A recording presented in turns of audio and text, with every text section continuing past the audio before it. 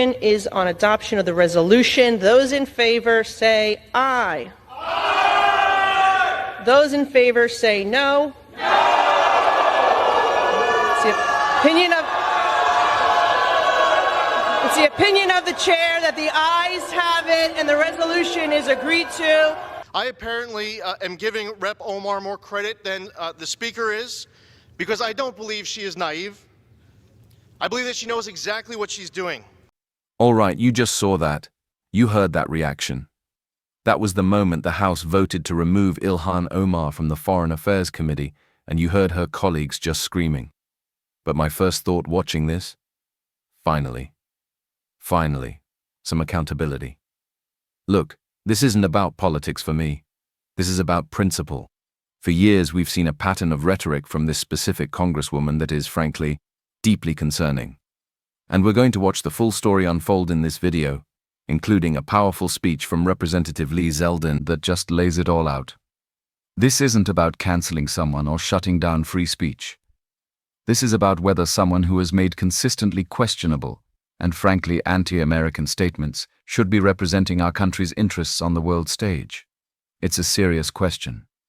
So stick around, watch the whole thing with me, and then we'll break down exactly why this was not just a political move, but a necessary one for the integrity of our government. And if you believe in holding our elected officials accountable, do me a favor and hit that like and subscribe button. It really helps the channel. Let's get into it. CARE was founded after 9/11 because they recognized that some people did something and that all of us were starting to lose access to our civil liberty. Well, thank you, Mr. Speaker. Let's all be honest with each other. We are here today, right now, because of anti-Semitic rhetoric from one member of this chamber said again and again and again. We would not be on this floor right now otherwise to discuss this topic. If that member was a Republican, that member's name would be in this resolution, and this resolution would be all about condemning anti-Semitism, and it would be done so forcefully. That member in January had to apologize for talking about a hypnosis of Israel that they have over the entire world. That member had to apologize in February by saying that if you support Israel, it must be because you're bought off by Jews. That member called it an unequivocal apology, even though she filled it with equivocation. And now we're back again, this time by saying that if you support the U.S.-Israel relationship, that you must have pledged allegiance to a foreign government. Except this time that member is refusing to apologize. Even if you gave that member every benefit of the doubt that she had no idea what she was doing, why now wouldn't she be apologizing? Why would she be more emboldened to refuse an apology altogether? I apparently am giving Rep. Omar more credit than the Speaker is, because I don't believe she is naive. I believe that she knows exactly what she's doing. It is an American value, by the way, to have reasonable, legitimate criticism of a government, whether it be the U.S. government, Israel, or any other government. It is not an American value, though, to be hurling anti-Semitic rhetoric. Anti-Semitism must be condemned unequivocally and emphatically. We have members of this chamber who associate with Louis Farrakhan, who says, quote, Hitler was a very great man. Let's talk about a double standard. In January, we all came to this chamber. We condemned white supremacy. We named a Republican member. We kicked that member off of his committees. He can't serve on the Small Business Committee, but this member will continue to serve on the House Foreign Affairs Committee. But no, now we can't come here and just emphatically, solely, forcefully condemn anti-Semitism and name names, but if it was a Republican, we would. It's time to call out these statements for what they are. Pointed, bigoted, unreasonable, illegitimate, anti-Semitic. I commend my colleagues on the other side of the aisle who have been speaking out about all this anti-Semitism. A few members come to mind.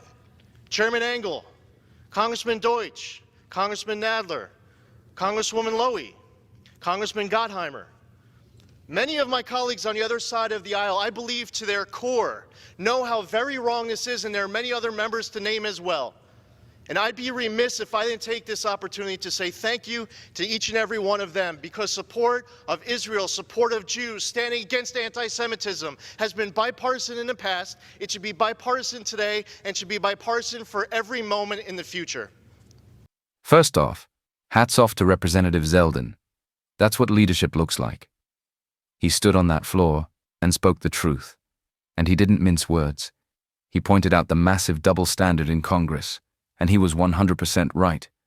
If a Republican had said even one of the things Ilhan Omar has said, they would have been censured, stripped of their committees, and run out of town on a rail. But with her, for the longest time, it was just excuses and watered-down resolutions that condemned all hate, without naming the person at the center of the controversy. Zeldin was right to vote no on that spineless resolution. It was a cop-out. It was a way for leadership to pretend they were doing something without actually doing anything.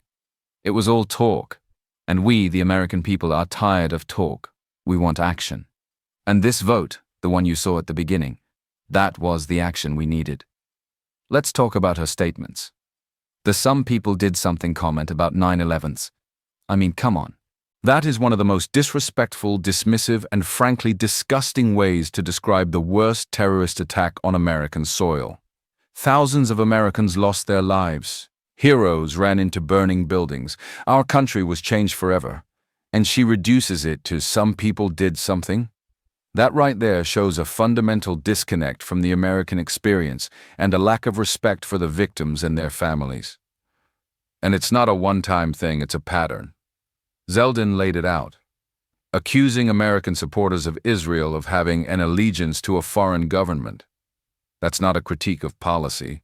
That's an age-old, ugly anti-Semitic trope used to question the loyalty of Jewish Americans.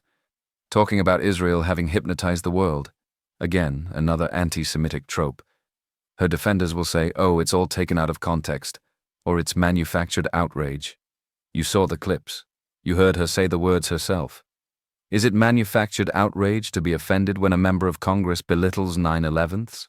Is it manufactured to be concerned when she uses language that has been used to persecute people for centuries? I don't think so. The bottom line is this. The House Foreign Affairs Committee is one of the most important and sensitive committees in Congress. Its members are privy to classified information and are responsible for shaping American foreign policy. We need people on that committee who are unequivocally for America. Their loyalty should be to the United States Constitution and the American people, period. Through her words and her actions, Ilhan Omar has repeatedly shown that she does not put America first. Her rhetoric has been divisive and hurtful, and it has consistently downplayed threats to our nation while casting doubt on the loyalty of fellow citizens. Enough is enough. We've had enough talk, enough resolutions, enough excuses. It was time for action. Removing her from that committee wasn't just about punishing her. It was about protecting America's interests and sending a clear message that this kind of rhetoric has no place in the halls of Congress.